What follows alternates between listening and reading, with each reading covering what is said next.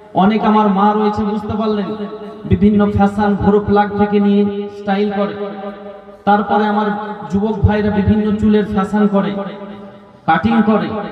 আমি বলবো ভাই, এই যে হাতের বালা, কানে রিং, চুলের ফ্যাশন, এগুলো কোথা থেকে পেলে, কার কাছ থেকে অনুসরণ করলে?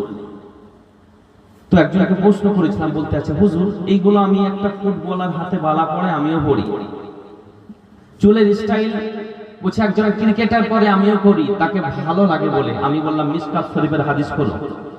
মিশকাত শরীফের হাদিসে বলতে আছে মান তাশাব্বাহা বিকওমিহি ফাহুয়া মিনহুম। আপনি যাকে ভালোবাসবেন তার সঙ্গে আপনার আল্লাহ হাসর করাবে। আপনি যদি মনে করেন কোন ফিল্ম স্টারকে ভালোবাসলেন, খোদার কসম সেই ফিল্ম স্টার যদি যায় জাহান্নামে, আপনিও চলে যাবেন জাহান্নামে। আপনি যদি কোন ক্রিকেটারকে ভালোবাসলেন, সে ক্রিকেটার যদি যায় নরকের তলবেশে, আপনিও চলে যাবেন নরকের তলবেশে। আপনি বলতে আছেন হুজুর আপনি বলুন কাকে ধরবো, যাকে ধরলে দুনিয়াতে শান্তি পাবো? কার ক্যারেক্টার অনুসরণ করব?